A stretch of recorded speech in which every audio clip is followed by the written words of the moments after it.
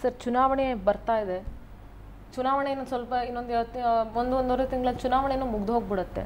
But what next? ಇದೇ ರೀತಿ ಕಚ್ಚಾಟ ಮುಂದುವರಿತಾ ಇದ್ರೆ ಅನುದಾನದ ವಿಚಾರದಲ್ಲಿ ನೀ ಕೊಡೆ ನಾ ಬಿಡೆ ಪರಿಸ್ಥಿತಿ ಆಗ್ಬಿಟ್ರೆ ಹಂಗಂತ ರಾಜ್ಯದಲ್ಲಿ ಅಭಿವೃದ್ಧಿ ಕೆಲಸಗಳಾಗೋದೇ ಬೇಡವಾ?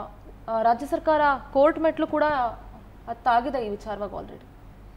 ಆಲ್ರೆಡಿ ಕೋರ್ಟ್ಗೆ ಹೋಗೋದು ಬೇರೆ, ಇನ್ನು ಕೋರ್ಟಿದ್ದು ಏನು ಡೈರೆಕ್ಷನ್ ಬರುತ್ತೆ that is all later. But ಈ ಬೀಜವನ್ನು ಬಿತ್ತಿ ಆಗಿದೆ. Okay, see this differences is already created.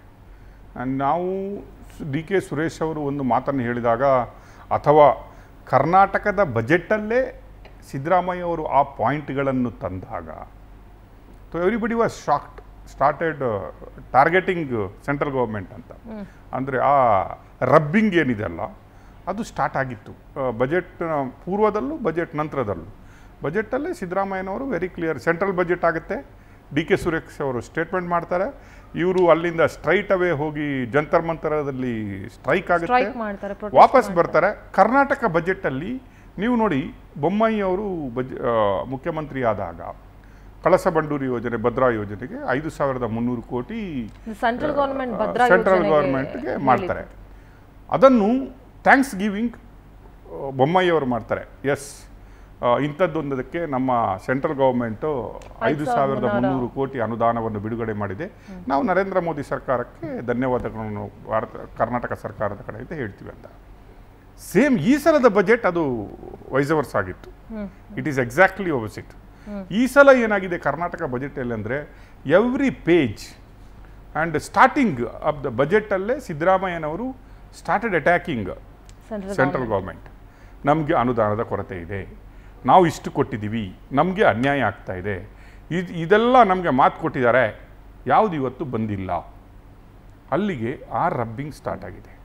ಅದು ಸ್ಪೆಷಲ್ ಅನುದಾನದ ಬಗ್ಗೆ. ಇವತ್ತು ನಾವು ಮಾತಾಡ್ತಾ ಇರೋದು ಯಾವ ಅನುದಾನಗಳ ಬಗ್ಗೆ? ಬರ ಪರಿಹಾರ. This is A emergency national disaster ಇದು. ವಿ ಆರ್ ಇನ್ ಬರ ಪರಿಹಾರದಲ್ಲಿದ್ವಿ. ಅದು ಅತಿವೃಷ್ಟಿ ಆಗಲಿ ಅನಾವೃಷ್ಟಿ ಆಗಲಿ ಅದನ್ನು ಅಟೆಂಡ್ ಮಾಡಬೇಕಾಗಿರೋದು ಇಮ್ಮಿಡಿಯೇಟ್ ಅಟೆಂಡೆನ್ಸ್. ಅದಕ್ಕೆ ಬೇಕು. ಈಗ ಒಂದು ಸಣ್ಣ ಪ್ರಶ್ನೆ ಮೂಡ್ತಾ ಹೋಗುತ್ತೆ. ಈಗ ಅಮಿತ್ ಶಾ ಅವ್ರು ಹೇಳಿದ್ರು 3 ತಿಂಗಳು ಡಿಲೇ ಮಾಡಿದ್ದಾರೆ, ಅದರದ್ದು ಮನವಿ ಕೊಡೋದು ಅಂತ ಹೇಳಿ. ಸರ್ 3 ತಿಂಗಳು ಡಿಲೇ ಮಾಡಿದ್ರು ಕೂಡ ಎಮರ್ಜೆನ್ಸಿ ಫಂಡ್ನ ಇಮಿಡಿಯೇಟ್ ಆಗಿ ರಿಲೀಸ್ ಮಾಡುವಷ್ಟು ರೈಟ್ಸು ಕೇಂದ್ರ ಸರ್ಕಾರಕ್ಕೆ ಇರೋದಿಲ್ವಾ? ಯಾಕೆಂದ್ರೆ ಸಾಮಾನ್ಯ ಜನರಿಗೆ ಒಂದಷ್ಟು ಸಿಂಪಲ್ ಕ್ವೆಶನ್ಸ್ ಮೂಡ್ತಾ ಹೋಗುತ್ತೆ ಮೈಂಡಲ್ಲಿ. ಇಲ್ಲ, ಡೈರೆಕ್ಟ್ ಆಗಿ ಇದನ್ನು ಕೇಂದ್ರ ಸರ್ಕಾರದಿಂದ ಅವರು ಮಾಡುವಾಗಿಲ್ಲ. ಏನಾಗುತ್ತೆ ಅಂದರೆ, ನಾರ್ಮಲಿ ಇದಕ್ಕೆ ಏನು ಮಾಡ್ತಾರೆ ಅಂದರೆ, ಸ್ಟೇಟ್ ಗೌರ್ಮೆಂಟ್ ಇದನ್ನೊಂದು ಅನಾಲಿಸಿಸ್ ಮಾಡ್ತಾರೆ. ತಾಲೂಕು ವೈಸು, ನಮಗೆ ಕ್ಷೇತ್ರ ವೈಸು, ಈ ಜಿಲ್ಲೆಗಳು ಬರಗಾಲ ಇಷ್ಟು ಪರ್ಸೆಂಟೇಜ್ ಪೀಡಿತ ಅಂದರೆ, ಕೆಲವು 100% ಬರಗಾಲ ಇರ್ಬೋದು, ಕೆಲವು ಪಾರ್ಷಿಯಲ್ ಬರಗಾಲಗಳಿರ್ಬೋದು, ಎಲ್ಲ ಮಾಡಿ ಒಂದು ಕ್ಯಾಲ್ಕುಲೇಷನ್ ಬಜೆಟ್ ಅಂತ ಮಾಡ್ತಾರೆ. ಇಷ್ಟು ನಮಗೆ ಅನುದಾನಗಳ ಈ ಬರ ಕೊರತೆಗೆ, ಈ ಬರವನ್ನು ನಾನು ಹ್ಯಾಂಡ್ಲ್ ಮಾಡಲಿಕ್ಕೆ, ಅತಿವೃಷ್ಟಿ ಆಗಲಿ ಅನಾವೃಷ್ಟಿ ಆಗಲಿ ಯಾವುದಕ್ಕಾಗಲಿ ಈ ಒಂದು ತೊಂದರೆಯನ್ನು ಹ್ಯಾಂಡ್ಲ್ ಮಾಡಲಿಕ್ಕೆ ನಮಗೆ ಇಷ್ಟು ಕೋಟಿಯ ಪರಿಹಾರ ಹಣ ಬೇಕಾಗುತ್ತೆ ಅಂತ ದೇ ಆಸ್ಕ್ ಫಾರ್. ಅದನ್ನು ಸಬ್ಮಿಟ್ ಮಾಡ್ತಾರೆ. ಆ ರಿಪೋರ್ಟನ್ನು ಕೇಂದ್ರ ಸರ್ಕಾರಕ್ಕೆ ಸಬ್ಮಿಟ್ ಮಾಡ್ತಾರೆ. ಕೇಂದ್ರ ಸರ್ಕಾರಕ್ಕೆ ಸಬ್ಮಿಟ್ ಮಾಡಿದ ಕೂಡಲೇ ಕೇಂದ್ರ ಸರ್ಕಾರದವರು within 7 days as per rules within 7 days ಒಂದು ಸ್ಪೆಷಲ್ ಟೀಮ್ ಮಾಡಿ ಅಬ್ಸರ್ವರ್ ಮಾಡಿ ಇಲ್ಲಿಗೆ ಕಳಿಸ್ತಾರೆ. ಅವರೊಂದು ರಿಪೋರ್ಟ್ ಮಾಡ್ತಾರೆ, ಇವರ ರಿಪೋರ್ಟನ್ನು ಅನಾಲಿಸಿಸ್ ಮಾಡ್ತಾರೆ. What they asked it is true, ಯಾವ ರೀತಿ ಕೊಡ್ಬೋದು, ಯಾಕೆ ಕೊಡಬೇಕು, ಹೇಗೆ ಕೊಡಬೇಕಂತ. ಅದರ ಮೇಲೆ ಕೇಂದ್ರ ಸರ್ಕಾರದಲ್ಲಿ ಒಂದು ಕಮಿಟಿ ಇದೆ. That report is put forward for ಒಂದು ಕಮಿಟಿ. ಆ ಕಮಿಟಿಯನ್ನು ಈಗ ಹೆಡ್ ಮಾಡ್ತಾ ಇರೋರು ಅಮಿತ್ ಶಾಜಿ ಅವರು. ಎಮರ್ಜೆನ್ಸಿ ಕಮಿಟಿ ಏನಂತ ಇದೆ, ನ್ಯಾಷನಲ್ ಎಮರ್ಜೆನ್ಸಿ ಕಮಿಟಿ ಅಂತ ಇದೆ, ಅದರ ಚೇರ್ಪರ್ಸನ್ ಇರೋದು ಅಮಿತ್ ಶಾಜಿ ಅವರು. ಆ ಕಮಿಟಿಯಲ್ಲಿ ಅದು ಅಪ್ರೂವ್ ಆಗಬೇಕು. ಅದರ ನಂತರ ದುಡ್ಡು ರಿಲೀಸ್ ಆಗುತ್ತೆ. ಇವತ್ತು ಅಮಿತ್ ಶಾ ಅವರು ಏನು ಹೇಳ್ತಾ ಇರೋದು, how is blaming Karnataka government ಅಂತ ಹೇಳಿದ್ರೆ, ನೀವು ಆ ಇನಿಷಿಯಲ್ ಪ್ರೊಸೆಸ್ ಇದೆ ಅಲ್ವಾ, ನೀವು ಸ್ಟಡಿ ಮಾಡಿ ನೀವು ಬರ ಇಷ್ಟ ಆಗಬೇಕು, ನಮಗೆ ಇಷ್ಟು ದುಡ್ಡು ಕೊಡಬೇಕು ಅಂತ ಹೇಳುವ ಇನಿಷಿಯಲ್ ಪ್ರೊಸೆಸ್ಸನ್ನೇ ನೀವು 3 ತಿಂಗಳು ಡಿಲೇ ಮಾಡಿದ್ದೀರಿ. ನಮಗೆ ಬಂದಿದ್ದೇ 3 ತಿಂಗಳು ತರುವಾಯ. ಈಗ ನಾವು ಏನೂ ಮಾಡಲಿಕ್ಕಾಗದ ಪರಿಸ್ಥಿತಿಯಲ್ಲಿದ್ದೀವಿ. ಯಾಕಂದರೆ ಈಗ ಅಂತಹ ಅನುದಾನಗಳನ್ನು ಬಿಡುಗಡೆ ಮಾಡಲಿಕ್ಕಾಗಲ್ಲ, because there is election notification ಇದೆ. ಇನ್ನೇನಾದರೂ ನಾವು ಮಾಡಬೇಕಾದ್ರೆ ಎಲೆಕ್ಷನ್ ಆದಮೇಲೆ ಮಾಡ್ತೀವಿ. ಸಿದ್ದರಾಮಯ್ಯನವರು ಏನು ಹೇಳ್ತಿರೋದು, ಇದನ್ನೇ ಹೇಳ್ತಾ ಇರೋದು ಸಿದ್ದರಾಮಯ್ಯನವರು. ನಾನು ಡಿಸೆಂಬರ್ 19-20ಕ್ಕೆ ಮೋದಿಯನ್ನು ಮೀಟ್ ಮಾಡಿದ್ದೀನಿ, ಅಮಿತ್ ಶಾವನ್ನು ಮೀಟ್ ಮಾಡಿದ್ದೀನಿ. ಮೋದಿ ಅವರು ಹೇಳಿದರು ಹೋಗಿ ಅಮಿತ್ ಶಾಗೆ ಹೇಳ್ತೀನಿ ಇಮಿಡಿಯೇಟ್ ರಿಲೀಸ್ ಮಾಡಲಿಕ್ಕೆ ಅಂತ ಹೇಳಿದರು. ಅಮಿತ್ ಶಾನವ್ರ ಹತ್ರ ನಾನು ಮತ್ತು ಕೃಷ್ಣ ಬೈರೇಗೌಡ ಅವರು ಹೋಗಿ ಮೀಟಿಂಗ್ ಮಾಡಿದ್ದೀವಿ. ಅವರು ಆಯಿತು ಹೋಗಿ ಎಲ್ಲ ಮಾಡ್ತೀನಿ ಅಂತ ಹೇಳಿದ್ದಾರೆ. ಬಟ್ ಅಲ್ಲಿಂದ ಇಲ್ಲಿಯವರೆಗೆ ಅಬ್ಸರ್ವರೇ ಬಂದಿಲ್ಲ. ಅವರು ಹೇಳ್ತಾ ಇರೋದು 3 months ಡಿಲೇ ಆಫ್ ಸಬ್ಮಿಷನ್.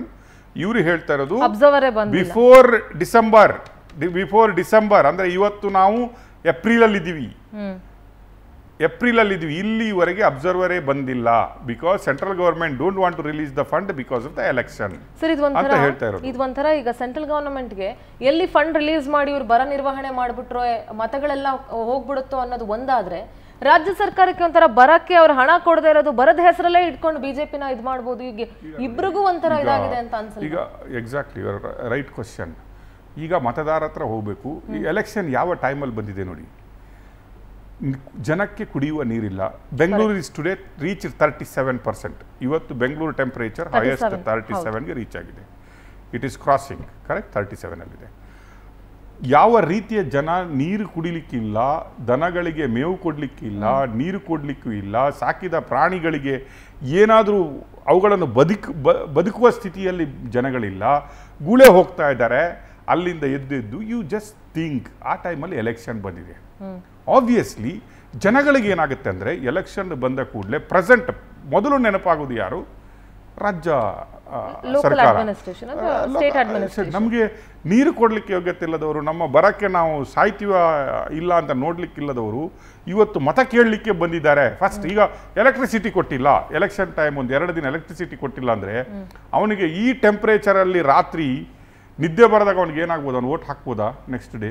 ಅವನು ಹೇಳ್ತಾನೆ ಈ ಸರ್ಕಾರಕ್ಕೆ ನನಗೆ ಎಲೆಕ್ಟ್ರಿಸಿಟಿ ಕೊಡುವ, ನೀವು ಎಲೆಕ್ಟ್ರಿಸಿಟಿ ಫ್ರೀ ಕೊಡಿ, 100 ಯೂನಿಟ್ ಏನೇ ಕೊಡಿ, 2 ಗಂಟೆ ರಾತ್ರಿ ಕರೆಂಟ್ ಇಲ್ಲ ಅಂದರೆ ಅವ್ನು ನೆಕ್ಸ್ಟ್ ಡೇ ಎಲೆಕ್ಷನ್ ಇದ್ದರೆ ಅವ್ನು ಎಣಿಸ್ಕೋತಾನೆ ಇವರಿಗೆ ವೋಟ್ ಹಾಕ್ಬಾರ್ದು ಅಂತ ಎಣಿಸ್ಕೋತಾನೆ. ಆ ರೀತಿಯ ಮೆಂಟಾಲಿಟಿ ಇರುತ್ತೆ. ಈಗ ಸಿದ್ದರಾಮಯ್ಯನವರಿಗೆ ಅನುದಾನ ಬಂದಿಲ್ಲ, ಅವರು ಮ್ಯಾನೇಜ್ ಮಾಡ್ಲಿಕ್ಕೆ ಆಗ್ತಾ ಇಲ್ಲ. ಇನ್ನು ಪೀಕ್ಗೆ ಹೋಗ್ಬೋದು ಇನ್ನು, ಬಿಕಾಸ್ ಎಲೆಕ್ಷನ್ ಇರುವುದು ಏಪ್ರಿಲ್ 26 ಆ್ಯಂಡ್ ಮೇ 7 6th ಇರೋದ್ರಿಂದ ಪೀಕ್ ಸಮ್ಮರ್ ಅಂತ ನಾವು ಏನು ಹೇಳ್ತೀವಿ, ಈಗ ಸ್ಟಾರ್ಟ್ ಆಗಿದ್ದೇ ನಮಗೆ ತಡ್ಕೊಳ್ಳಿಕ್ಕೆ ಆಗ್ತಾ ಇಲ್ಲ. ಪೀಕ್ ಸಮ್ಮರಲ್ಲಿ ಇರ್ತೀವಿ.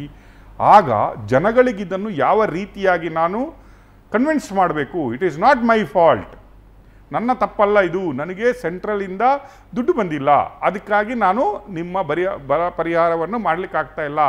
ಸೆಂಟ್ರಲ್ ಗೌರ್ಮೆಂಟ್ ನಮ್ಮನ್ನು ಮಲತಾಯಿ ಧೋರಣೆ ಮಾಡ್ತಾ ಇದ್ದಾರೆ, ಕರ್ನಾಟಕಕ್ಕೆ ಅನ್ಯಾಯ ಮಾಡ್ತಾ ಇದ್ದಾರೆ, ಅದಕ್ಕಾಗಿ ನಾನು ನಿಮಗೆ ಸ್ಪಂದಿಸ್ಲಿಕ್ಕೆ ಆಗ್ತಾ ಇಲ್ಲ ಅಂತ ಹೇಳುವ ಸಿದ್ದರಾಮಯ್ಯನವರ ಡೈಲಿ ಏನಿದೆ ರುಟೀನ್ ಯಾಕಿದೆ? This is not now, this is started after the central budget ಇಂದ ಇವತ್ತುವರೆಗೆ ಆಗ್ತಾ ಇದೆ ಅದು. ಈಗ ಸೆಂಟ್ರಲ್ ಅವರಿಗೇನು, ಈಗ ಅಮಿತ್ ಶಾಜಿ ಅವರಿಗೇನು? ನೋ, ನೀವು ಇವತ್ತು ಸಫರ್ ಆಗ್ತಾ ಇರೋದು ನಮ್ಮಿಂದಾಗಿ ಅಲ್ಲ, ನೀವು ಸಫರ್ ಆಗ್ತಾ ಇರೋದು ಸಿದ್ದರಾಮಯ್ಯನವರ ಗವರ್ಮೆಂಟ್ ಮಾಡಿದ ತಪ್ಪಿನಿಂದಾಗಿ. ಅವರ ಪ್ರಪೋಸಲನ್ನು ಕೊಟ್ಟಿಲ್ಲ. ಅವ್ರ ಪ್ರಪೋಸಲ್ ಕೊಡ್ತಾ ಇದ್ರೆ ನಾವು ಇಷ್ಟರವರೆಗೆ ನಿಮ್ಮ ಕಷ್ಟ ಸುಖವನ್ನು ಸರಿಪಡಿಸ್ತಾ ಇದ್ದೀವಿ. ಬಟ್ ಟುಡೇ ಇವರ ಇಬ್ಬರ ಜಗಳದಲ್ಲಿ ಐ ಥಿಂಕ್ ಮತದಾರರು ಮತ್ತು ರೈತರು, ಹಸು, ದನ, ಕರು ಎಲ್ಲ ಸಫರ್ ಆಗ್ತಾ ಇದೆ. It is very shame. I don't think so. ಇನ್ನು 1 ತಿಂಗಳಲ್ಲಿ ಜನ ಅರಿಯದಷ್ಟು ಮೂರ್ಖರಂತೂ ಇವತ್ತಿಲ್ಲ. Today is all medias are very strong. I think ಜನಗಳು ಉತ್ತರ ಕೊಡ್ತಾರೆ. ಇದನ್ನು April 26 and May 7 I think they will give back. Right sir, thank you so much sir ಚರ್ಚೆಯಲ್ಲಿ ಭಾಗಿಯಾಗಿದ್ದಕ್ಕೆ. Thank you.